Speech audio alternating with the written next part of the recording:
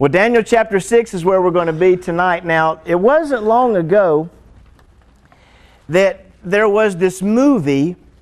In fact, it was probably just a year and a half ago, a movie called Envy with Ben Stiller and Jack Black. I don't know if you saw the movie or not. It's one of those movies where it probably is not worth the money going to the theater, but if you have nothing to do on a boring night, you might rent a movie like the movie Envy. But in this movie, Ben Stiller's character and Jack Black's character, they did everything together. They were best of friends, they were partners, and they were always looking for the next greatest scheme to make money. They wanted to invent something, they wanted to do something, they wanted to make it rich. And so they would go through all these things and they would try to do all these different ventures, and nothing seemed to work out until one day Jack Black's character saw a woman walking her dog with I guess a plastic glove on her hand. And the dog needed to do some business. And did, obviously in somebody else's yard. And she reached down and picked it up in the glove, turned the glove inside out, and carried it with her. And kept walking. And he thought, ooh. Now, if you're a dog lover, that's perfectly normal. If you're not a dog lover, you won't go get a dog now. Right? And he thought, oh, that's got to be disgusting. Surely there's a better way. And he invented vaporize. Vaporize. And he was so excited. And he goes to his friend, I've invented something. It's the most awesome thing in the world. And he says, it's this spray. So that when you're out walking your dog and they do some business, you don't have to reach down and pick it up, or worse, walk away and pretend it wasn't your dog.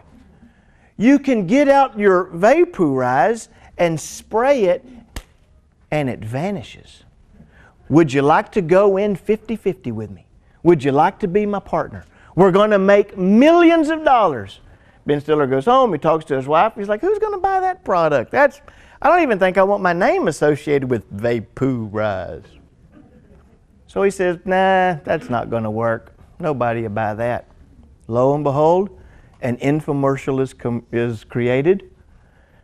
Are you going to pick it up? No. Are you going to leave it for somebody else to pick it up? No. What are you going to do? Vaporize. Sold millions. And overnight, the guy becomes a multi-millionaire. Now, he doesn't leave the neighborhood. No, he's much too good of a friend than to leave his friend.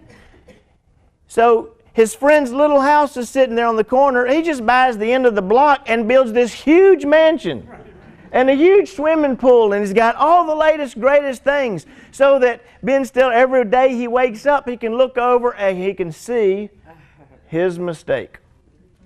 What didn't I do? And the rest of the movie kind of chronicles this friendship that starts to deteriorate, because one gets jealous and envious of the other. Now, I know they make a kind of a comedy out of it, and it's probably not even worth renting. But it kind of hit a nerve in the people who watch the movie when you have to evaluate, are there things in my life, are there people in my life who, when things go really well for them, do I celebrate? Or do I just maybe out loud go, great, and inside go, why them? Now, jealousy and envy, I don't really know a whole lot about the difference between the two. I do know they're probably similar some, and they're probably different some. In that jealousy usually involves three different parties. You know, there's someone, and then there's the subject, and then there's the person or the thing that they love, and then there's something else that threatens that. And so the focus is on this person or this thing that could be taken away. It involves loss, and I don't want to lose it, and so I grab on, I hold my fear, you're not going to take it away from me. That kind of is pure jealousy. Envy really only involves two parties. And it has really more than always really to do with I have potential gain, and this person or this thing can stop that, and so I don't like it. Now the two can intersect whenever there's both potential gain and potential loss involved.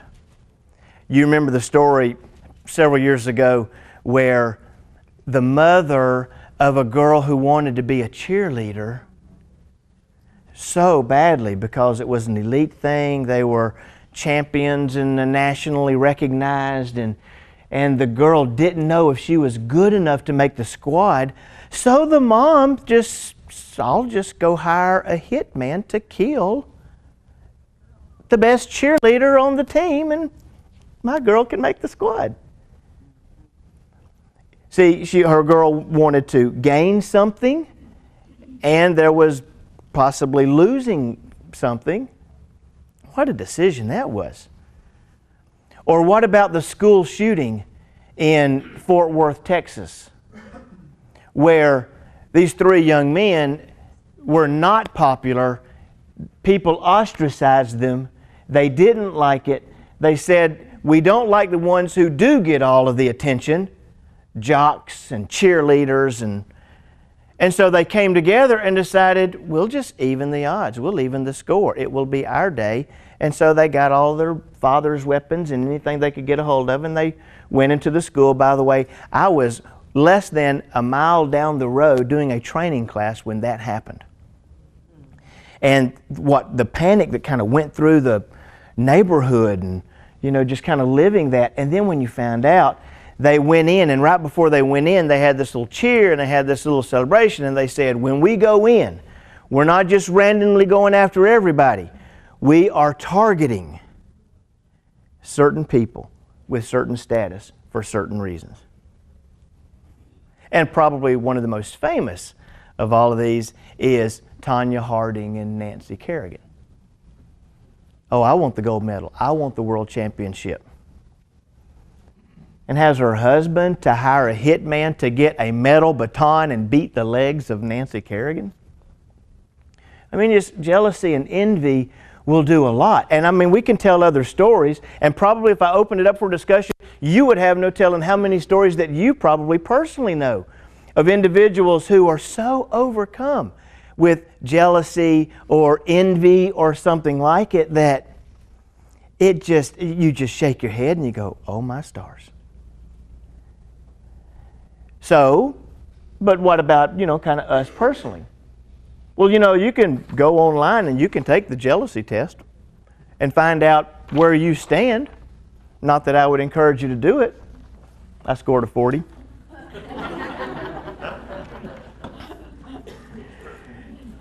You're at a wedding or a shower or a church potluck or a small group, and you look across the room and your spouse or boyfriend or girlfriend are spending quite a bit of time with a really good-looking member of the opposite sex. How do you feel? Does it bother you? Or your best friend and you are up for a job promotion. There's only one spot. You have been there longer. You are well qualified for the position. But your best friend gets the job instead of you. You probably even got them the job in the first place, and now they're your boss. How do you feel? Do you like it? Do you not? Have you ever listened to your spouse or boyfriend or girlfriend talking on the phone, and to someone you didn't know who it was, and they were kind of quiet and hiding in the corner and giggling, and when they left the room, have you ever gone over and punched star 69 just to see who they were talking to? Or when they got in the shower, went and got their cell phone and just clicked just to look down and say, how many times has that number come up in their phone? Have you ever been served a restraining order? Now that would probably be a pretty good sign that maybe there's a little jealousy. Well, this is the story of Daniel chapter 6, where Daniel It could almost open up, it's the best of times and the worst of times. You know, because now Daniel is yet again serving another king. King Nebuchadnezzar, the bad guy, is now gone. And Darius, who is actually a 62-year-old uncle to Cyrus, who the Great, or Cyrus the King, or whatever we want to name Cyrus of Persia. And the uncle, the two really kind of served together. The last verse of chapter 6 kind of lets us know they served together. It was kind of, I guess, a partnership or an equal kind of a deal. But Darius was over Babylon. And it starts off, chapter 6, verse 1. It pleased Darius to appoint 120 satraps to rule throughout the kingdom, with 3 administrators over them, one of whom was Daniel. The satraps were made accountable to them so that the king might not suffer loss. Now, Daniel so distinguished himself among the administrators and the satraps by his exceptional qualities that the king planned to set him over the whole kingdom. And it is here where our story begins. Now, I haven't been in here for several weeks because I've been teaching another class and kind of out, and I don't know exactly how much John has gone over with you about where is Babylon and where all this is taking place. But you're probably wondering, what is that goofy drawing? I'm not much of an artist. But this, believe it or not, is Iraq. All right? Now, so this is Iraq. This is Iran over here. Turkey is up here.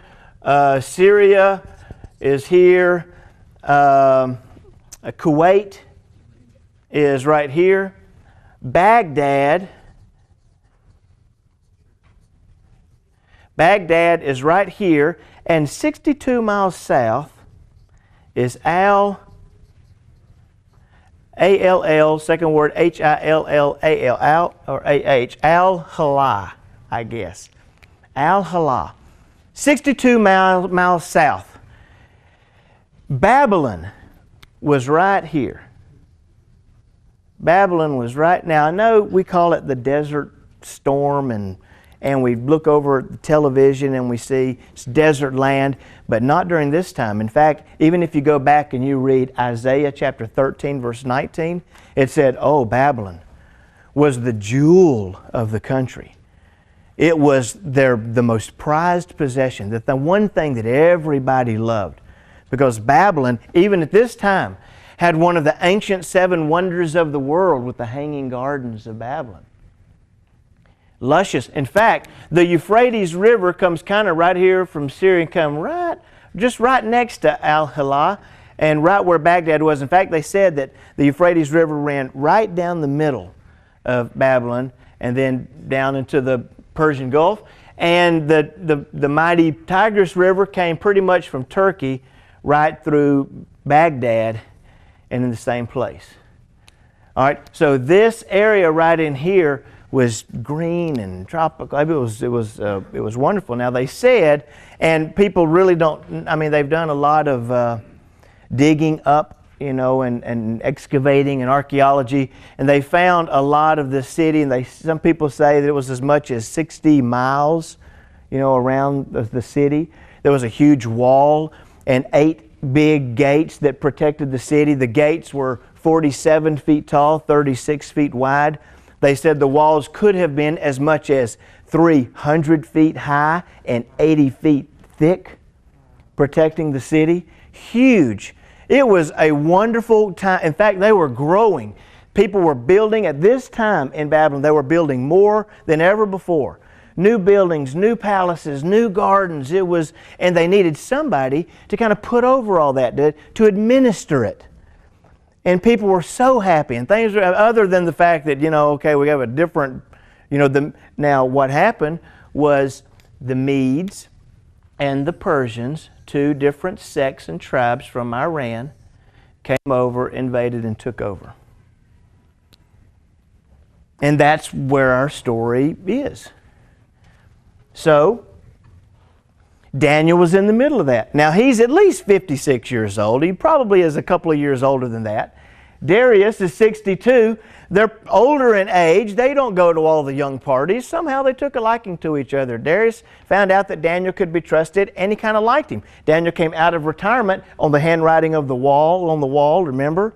When he wasn't even at the party and Nebuchadnezzar predicted accurately that would come to an end. It did. So within the year, all of this stuff starts happening. Daniel is now about to be set over the whole kingdom. Look at verse 4. At this, the administrators and the satraps tried to find grounds for charges against Daniel in his conduct of government affairs, but they were unable to do so. Now you kind of have to stop here again, because this jealousy and envy stuff starts taking place right then. Here's a guy who has, this is something potentially that I should have, I could have, but I don't have it. Now Daniel gives you a little bit of clue, since he's the one who wrote the book, as to how he feels about what's going on. See, in here in verse 4 that I just read, it's the administrators and the satraps, right? Look at verse 7. This group now grows. This plot now thickens. More people get on the bus, on the bandwagon, to try to get rid of Daniel. Now it's the royal administrators, the prefects, the satraps, the advisors, and the governors, and they've all agreed. Now look down at verse 11. Then these men went as a group. Look verse 15. Then the men went as a group. Verse 16, they took Daniel. And you know the story of what really happens. But Daniel, since he's writing this, he's kind of telling, you know, I was alone here. All my peers, you know, all the people that I should have been able to trust, I was supposedly working with, I looked around and nobody wanted to stand with me. And as a group, they all made a decision to. Now, have you ever been in that kind of a situation? How does that feel? To feel like, man, I look around and I've got no friends. Seems like everybody's out to get me. Well, that's how he felt. As he's writing this story to kind of let us know, you know, something about God, something about himself, and something about the situation, he feels alone. One of my good friends is on the PGA Tour. His name is Kenny Perry. And one day I just asked him, when he came to town for a tournament, and we were out eating, and I said, how is it that you can be in the running leading the tournament or close to leading the tournament, and they show everybody else but you? It's not a big deal. You know, he never wants to say anything negative. So I just kept pressing him. Oh, there's something. Because you'll be leading the tournament. They'll show everybody but you. He said, well, you know, truth be told, everybody knows each other. We travel from city to city. And you know the group to run around with and the group that doesn't. And there's a whole bunch of them. They get together and they go partying and drinking and they all hang out and they do all this stuff together, and that's just not who I am. That's just not what I do. And so they kind of take care of each other, and everybody else makes their paycheck and spend time with their family and go about their business. Well, I found myself just getting mad. But he's just like, you know, it doesn't matter. But you know what I mean, you know how that feels. Maybe you've seen it done to a parent or a friend or somebody else, or maybe you. But that's kind of the situation as Daniel has it. And so they tried to find something at his government affairs, but they were unable to do so. And then they tried to find, then they says they could find no corruption in him. Now this probably took a little while. I mean, the first thing they decided when they got together as a group is, well, he's got this new position, he's going to be new in it, and we'll just watch how he does things, and then we'll find something and we'll go and we'll say this guy's incompetent, and we'll go back and report it to the king and we'll get him kicked out. And if all of us do it together, you know, then the whole process will go quicker. So they spend all their time trying to find something wrong with the way he handles the government affairs. And time went on, and time went on, and I don't know how long, but long enough for them to give him situations that he should handle, could handle right, could not handle so well. And he handled everything right every time. Now that's unbelievable. I mean, we live in a nation that has two parties and nobody does anything right. When one party is in the White House, the other party is saying, boy, that was awful. They got no morals. They got they're lying to everybody. And that party says, oh, but it doesn't affect his ability to rule, to be president. And the other party comes in and he makes mistakes, these big things, and everybody says, his party says, well, yeah, but he's such a high moral person. You know, and everybody else is trying to demonize. It's almost as if, here in America today, nobody can do anything right. Or at least we're too afraid to admit, well, you know what, they got that one right. For fear that we're going to lose what we think we want. But how good must he be so that the opposing party can't even find anything against him? I was listening to the radio the other day, just driving to work, channel surfing, and I hit this radio station, and they had a woman on the voice disguiser. Well, I was intrigued. And the lady said, hey, you know, you have this running of the brides thing coming up. It's where they open up this one store, and anybody who's getting married can go into the store and apparently get very, very, very nice wedding gowns at greatly discounted prices. And she said, you know, you have that thing? They said, yeah. I want to give you the name of somebody who's going to show up, and you can't let her in. You have to block her. And they said, what? Yeah. She stole my fiance. She lied to him, and he believed her, and now she's engaged to him, and she's getting married, and you can't let her in. What's the matter with you? And the woman sounded anyway, crazy. I mean, she was just going off. And they got another phone call from a co-worker with this lady, and they said that's all she obsesses about. She is unproductive at work because she spends, and she even admitted, at least 8 hours a day thinking of what she can do to ruin that other girl's life. Oh, you haven't even heard it. She has already, tried to go in and book this one place where she's going to have a reception after the wedding. I've gone in and put in a deposit. She doesn't even know it yet, but she can't have it. You know her photographer? I've already booked him for that date. They said, you old woman, you're crazy.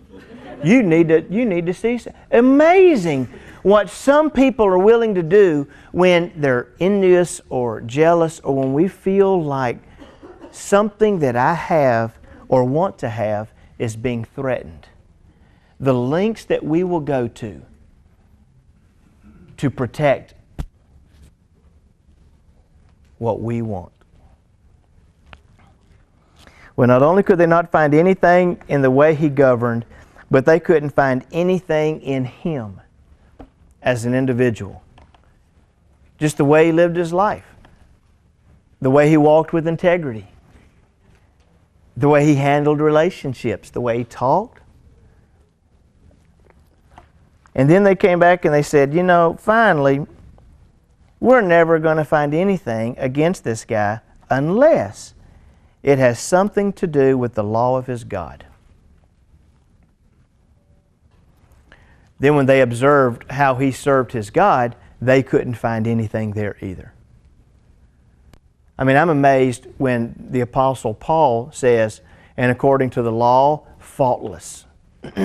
Kept every Sabbath, did everything. That's what they're saying about Daniel. Daniel was so good at what he did. And this is really one of the last stories in this whole book of Daniel. This is really one of the last stories, chapter 6 of the life and times of Daniel. After that, we're going to start seeing some visions and some things that he does. He so accurately predicts the future that Jews forbid their people to read it and to put dates to it, because it would have been easy for them to do plus he was predicting up to the leading of the Messiah. And so today, even today, they try to discredit a lot of the things about Daniel. Won't even consider him a prophet.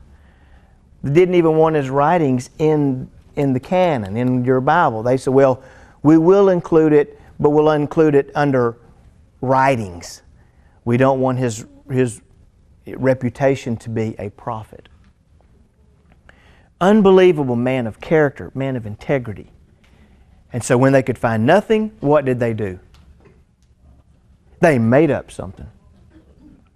So they all get together and decide, what can we make up? What can we do? So I know what we can do. We can write a new law. We can write a new law. And we can say, you know what? For the next 30 days, no one can pay homage to, no one can honor anyone, and if they're going to worship anybody, no one can worship anyone except Darius. For 30 days, not forever. Just, this is going to be the month of Darius, you the man. He's new at his job. He's never had anything like this before. He hasn't had the key to the city. He hasn't had a day named after him. He didn't erect a 90-foot statue and have everybody play the music and bow down to him. We're going to give him his time. Oh, King, you're going to like this. You're new. We need to get everybody on board.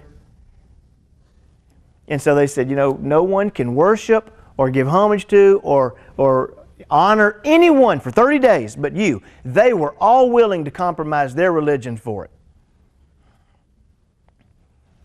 But the one thing they knew about Daniel is that he would not. Now that's probably the truth as it is where we live in our generation, in our time.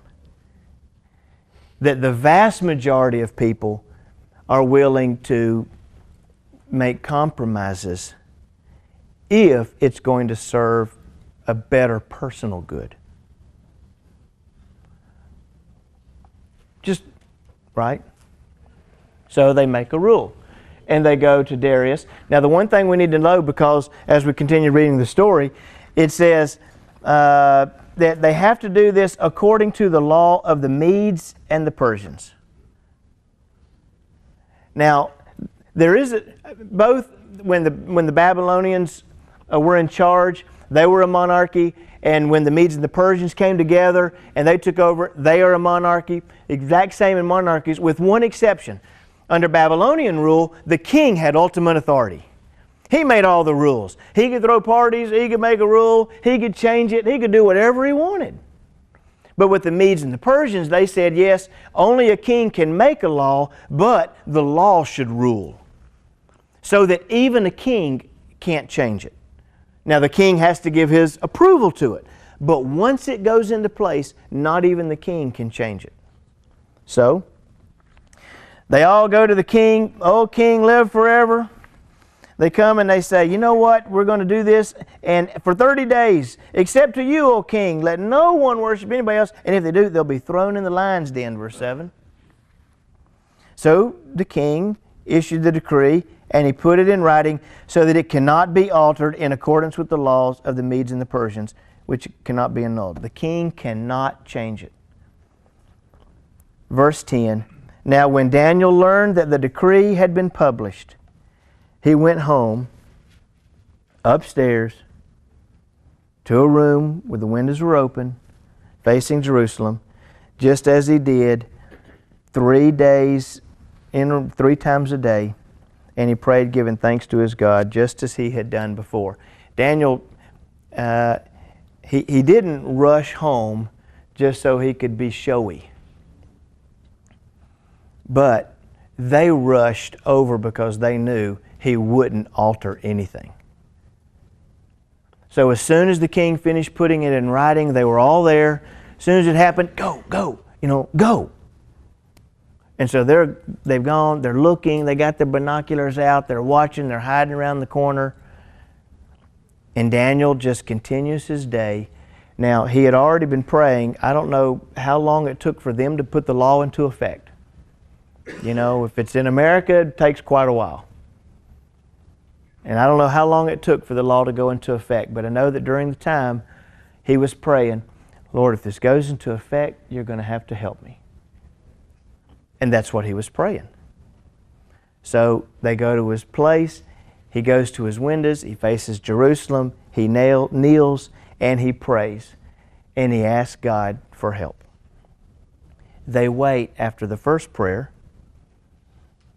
They wait after the second prayer. And they wait till he concludes the third prayer. And then they go to the king. Hey, king, didn't you put in that law, that says, hey, for the next 30 days, you the man? Yes, I did. And isn't it true that no law, once it's been written, once you've signed off on it, isn't it true that it cannot be changed, it cannot be altered, it cannot be annulled, even by you? Yes, that's true. Well, that guy Daniel, he doesn't care what you think. He doesn't care about law or the importance of law. He's now not governing right. He's not doing his government affairs right. He's now not living according to integrity, according to what you think is integrity, O king. Because he still prays 3 times a day. And different than Nebuchadnezzar, who, when Shadrach, Meshach, and Abednego said, our God is able to rescue us, but even if He doesn't, we still will not worship you. And the Bible said that his face got all distorted. He was so mad. This king reacted a little differently, didn't he? He was probably the only one who believed in Daniel. And he hated it. He spent the rest of the day trying to find a way to get out of it, trying to find a way to rescue Daniel. So verse 15, the men went as a group to the king and said, hey, remember the law? Remember you can't change it? Verse 16, so the king gave the order, and they brought Daniel and threw him in the lion's den. And the king said to Daniel, here's his prayer, may your God, whom you serve continually, rescue you. Now, I did some research. Does anybody here know? I tried to find historically how they set up this lion's den. It's not like going to the zoo and they just open up the cage door and, chunk him in. Does anybody know? Has anybody read a book on exactly how they designed these? Yes, sir. It wasn't. There's just a comment here in my Bible. But it was a pit with a hole that was too small for someone to get out once they were in. Yeah, that's kind of what I imagine. Although I have, and this is all hearsay or guessing, I guess. But probably what I figure is that somehow they had ways to get to the lions and or to feed them from down below. But that when someone was lowered, I guess later on when we find out who else was, that they probably had either some kind of a basket or a rope or something where they lowered the person down into this lion's den or into this pit where the lions were. And so apparently they lowered him down. They took this flat stone and slid it across, and the king put his seal on it so that no one could come in and steal him or rescue him and all that kind of stuff. And then what did the king do? He didn't have entertainment. He couldn't sleep. He couldn't wait till morning to see if it was okay. The king, apparently he really did like Daniel. And he couldn't eat, he couldn't sleep, no entertainment, nothing. He just, all night, he didn't sleep. He stayed up. I don't know if he was a praying man. I don't know I know what was going on in his heart. I don't know what was going on in his spirit. But at first light, verse 19, the king got up and hurried to the lion's den. And when he came near the den, he called to Daniel in an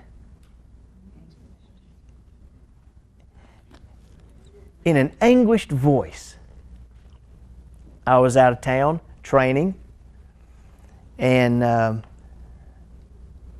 we lived in a neighborhood up in Alpharetta. My children were small, elementary, 3rd grade. And my son was in the 3rd grade. My daughter was in the 1st grade. And there were some boys in the neighborhood, several of them who loved playing with John. They go out and play roller hockey and do all kinds of stuff, the guys like to do. But there were a couple of bullies in the neighborhood. And I guess being out of town, they felt like it was a good opportunity for them, so they started picking on him and pushing him around and hurting him. He started running. They started chasing him. He ran into our yard, climbed up a pine tree in the back of our yard, and they grabbed a bunch of rocks, and they were throwing rocks up at him. My mother was at our house that week, and she saw what happened. She said, "It tore me up. I just started crying." And went out and said, "What are y'all doing?" And they ran off and they were laughing. Jonathan came down from the tree, and he calls my mom Mimi, and he said, "It's okay, Mimi, we were just playing." We decided to move. As soon as I got back in town, we found somebody who would sell our house, and we moved. When you see somebody that you love, who has your whole heart, and something that is not good is happening to them, whether it's an illness, whether they're being mistreated, or whatever the situation is, doesn't your heart just cry out with anguish? Wanting to help that person, wanting to do something. That's how the king felt. Somebody that he loved was hurting, and there was nothing he could do about it. Yes, ma'am?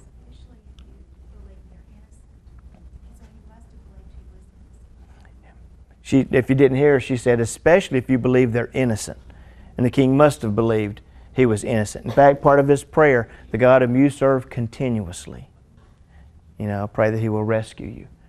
But that's how he felt. That's what was going. So he can't wait. He's pacing back and forth. Finally, he gets there, and with no sleep and with no food, and you can tell he's really emotional, and he cries out with his voice. And before they can even hardly move the stone, and he cries out, to Daniel, "Daniel, servant of the living God, has your God, whom you serve continually, been able to rescue you from the lions?" And the best part of the story is Daniel gets to respond. "O King, live forever. My God sent His angel, and He shut the mouths of the lions, and they have not hurt me, because I was found innocent in His sight, nor have I ever done any wrong before you, O King." And the king was overjoyed and gave orders to lift Daniel out of the den. When he was lifted out of the den, no wound was found on him, because he had trusted in his God. Now, the one thing that I don't read in the story at this point is, where are all the people that wanted to throw him in? I mean, they were there to throw him in, but they weren't there at first dawn. Maybe they were celebrating. Maybe they had a hangover. I don't know where they were. But it's like Satan on Friday night, not hanging around to see what's going to happen on Sunday morning. And did you notice right after that the group who was against Daniel grew even more? So they bring Daniel out, and then the king makes a new law, a new order. Everybody who spoke against who? Daniel were brought in. Now, why would they do that? The children one bothers me. Why would they bring in the wives and the children? Well, they wanted to wipe them off the face of the earth. It was very common for a relative or a son to want to avenge the loss of a father or a loved one. And so they're like, we're going to just get rid of the whole thing so that we don't have trouble in the future. I know what really bothers, the hard part is when you continue reading. And you know, Daniel's the one who's writing this. And he's very graphic in what he says. They lowered them down. And before they could even get to the bottom, the lions tore them apart. And what? Crushed their bones. Now that's quite a sound. That's quite a graphic sound. Then King Darius, I'm in verse 25. Then King Darius wrote to all the people, nations, and men of every language throughout the land. May you prosper greatly. I issue a decree that in every part of my kingdom, people must fear and reverence the God of Daniel. Now, I want to say a couple of things here. First of all, one thing that John does on a regular basis that I think is just a great reminder of how we should view Scripture is not only is the story in the Bible because God wants us to know the story. Not only is the story in the Bible because He wants us to learn something about ourselves. But we have this Bible, we have this written Word that first order of Bible study is to learn something about the character and nature of God. So what is it in this story that God wants us to know about His character and His nature? And I think it's found right here in what the king now says. Verse 26 again, I issue a decree that in every part of my kingdom people must fear and reverence the God of Daniel.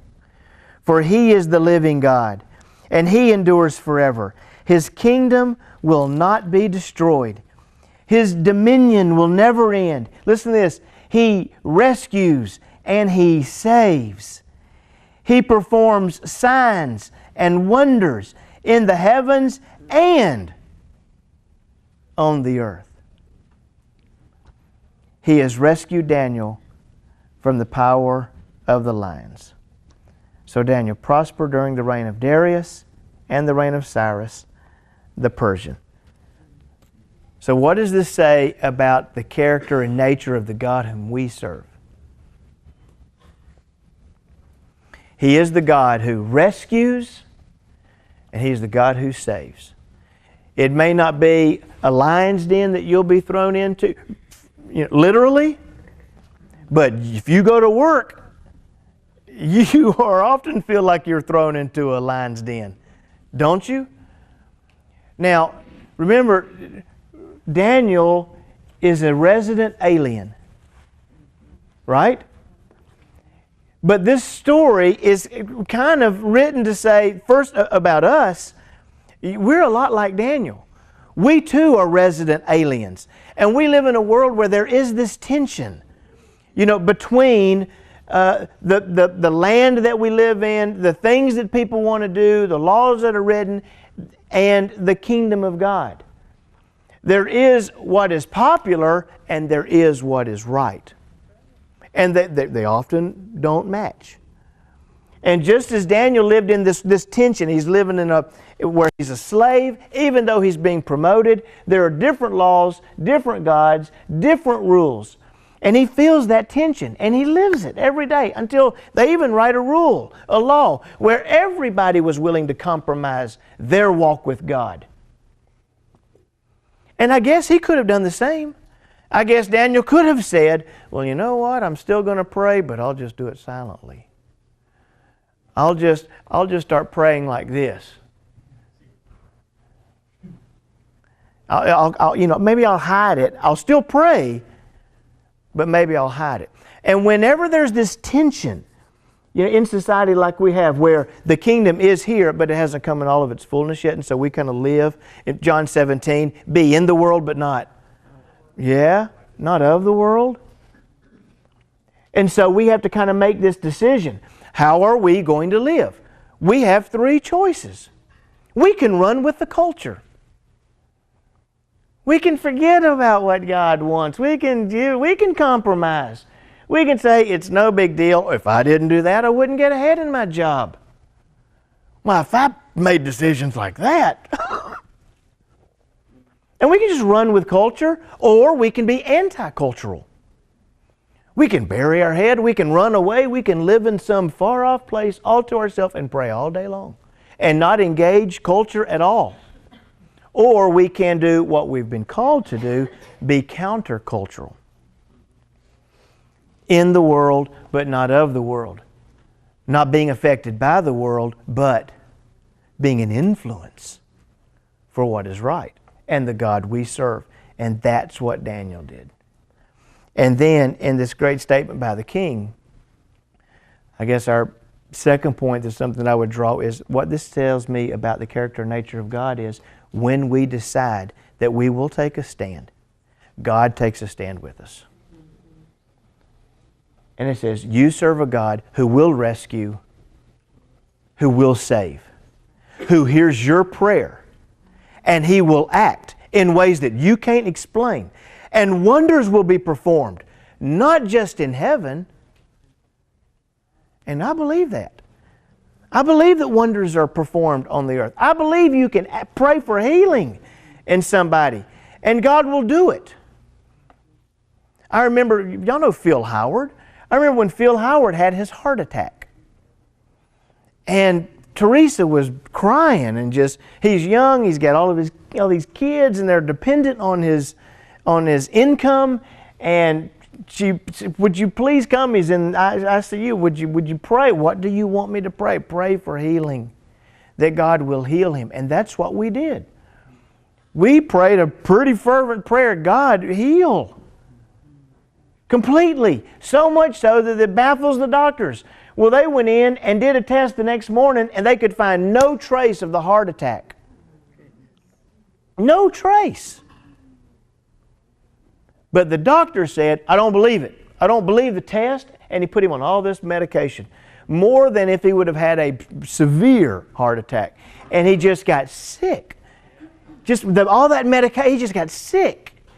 And he went to another doctor, and the doctor looked at the same test and said, I don't see any signs of a heart attack. And so, he couldn't just take him off all that heart medicine. You have to kind of gradually come off. And as he came off, he got better until he was off completely. You know what I'm saying? Now, I don't think that was by accident. Sometimes that works out great. Other times, there are very different outcomes. But God is still in control. He is still sovereign. He is still God, and we will still serve. But He still rescues us and saves us. Yes, sir? I was just going to say, I've never really thought of this before, but what I think is can be taken from here also is that I know at times I feel like I can't make a difference. And I certainly know I can spiritually in one-on-one situations with people and so forth. However, there are times when it feels like the problems that I face or we face in the world are sort of like not approachable. They're so huge that God doesn't care. I'm in Christ, we're in Christ, I'm going to share my faith. But I can't be used to make a difference to the extent that people can be affected by something that I do by God in a secular way. Because these people that were affected by Daniel, they had no idea that this law was coming. So how many people who didn't worship God now had to worship God because of something Daniel did that he in his head wasn't even thinking about it? That God was going to say to the world at that time, guess what? You're going to revere me, and here's how it's going to happen. Yeah. That's amazing. It's a very good point. Daniel probably was one of the most evangelistic preachers or men in all of the Bible. I mean, here's a whole kingdom now that's been affected, and no telling how many people started serving the living God because of that. But he wasn't effective evangelistically because they put in some new evangelism program. All of a sudden we didn't, you know what I'm saying? Right. What made him effective as an evangelist? His personal character, the way he lived, his willingness to never compromise what he believed in, who he was, and whose he was. And God took care of him, and it drew other people. And of course, only God can get the credit for something like that. Thank you for your attention. Let's have a closing prayer. Holy Father, you alone are good. You are awesome in this place. People all over this church know how great you are and how you've rescued us time and time again. Thank you for your patience. God, we want to be men and women of character like Daniel. Now that is tough. Sometimes we even sing that little kid song, I want to be like Daniel. And God, I guess we do. I know I do. God, I don't think it would take people too long to look into my life and find things that are not compliant with you or your will. So I ask that you change me. Change us, God, from the inside out. Make us men and women of courage, of discipline, of integrity. Make us joyful in our service to you. And thank you for rescuing us. Thank you for the promise that you'll save us. Thank you for the promise that from heaven and on earth you'll perform wonders for us and for your kingdom's sake. God, thank you for this book. Thank you for Daniel. And I pray that as we leave tonight, we will leave, God, with your Spirit and with your comfort and challenged to serve you better tomorrow than we did today. In the name of Jesus, amen. Thank you. Be blessed.